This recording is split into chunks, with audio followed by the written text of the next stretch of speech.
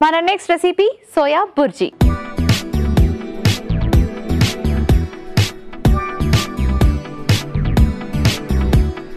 Soya bhurji ఎలా prepare చేసుకోవాలో ఇప్పుడు చూద్దాం.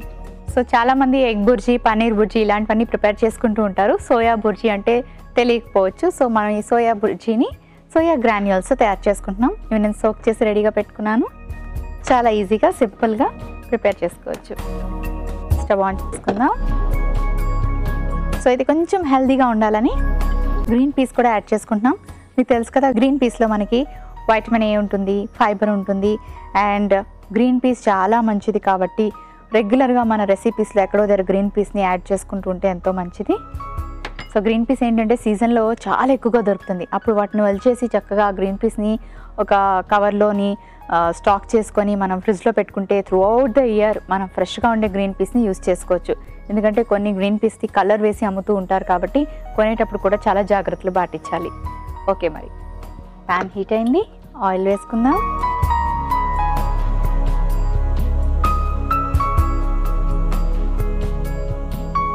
ఆనియన్స్,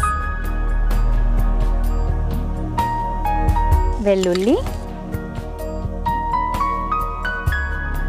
గ్రీన్ పీస్,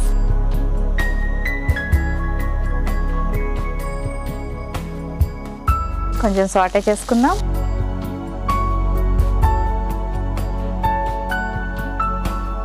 ఆ తర్వాత టొమాటో,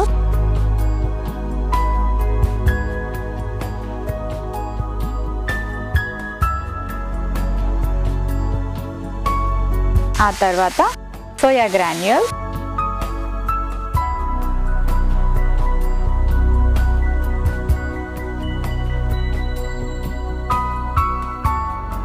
సాల్ట్, పసుపు,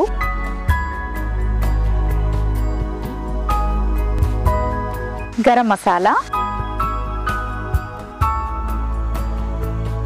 కారం, చిల్లీ పౌడర్,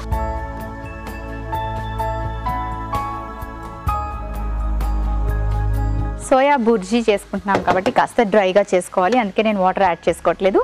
ఇది కొంచెం ఫ్రై అయితే సరిపోతుంది. ఫ్రై అవ్వడానికి కాస్త టైం పడుతుంది, వెయిట్ చేయండి. ఓకే, చూసారు కదా దగ్గరకు అయిపోయింది అండ్ బాగా ఫ్రై అయింది. ఒక సర్వింగ్ బౌల్ తెచ్చుకుంటాను. స్టవ్ ఆఫ్ చేసుకుందాం.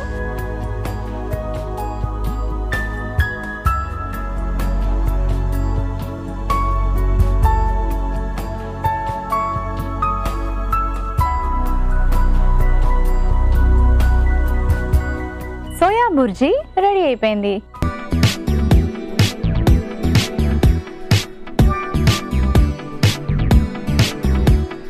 సోయా బుర్జీకి కావాల్సిన పదార్థాలు: నూనె 2 టీ స్పూన్లు, ఉల్లిపాయ ముక్కలు 1 కప్పు, వెల్లుల్లి ముక్కలు 1 టీ స్పూన్, టొమాటో ముక్కలు 1 కప్పు, పసుపు 1/2 టీ స్పూన్, కారం 1 teaspoon, garam masala powder 1 teaspoon, ఉప్పు తగినంత, పచ్చి బఠానీ 1 కప్పు, సోయా గ్రాన్యూల్స్ 1 కప్పు, నిమ్మరసం 1 టీ స్పూన్. సోయా బుర్జీ తయారు చేసుకునే విధానం: ముందుగా పాన్ పెట్టి నూనె వేసి అందులో ఉల్లిపాయ ముక్కలు, వెల్లుల్లి ముక్కలు, పచ్చి బఠానీ, టొమాటో ముక్కలు, సోయా చంక్స్, తగినంత ఉప్పు, పసుపు, గరం మసాలా, కారం వేసి బాగా కలిపి సర్వ్ చేసుకుంటే సోయా బుర్జీ రెడీ.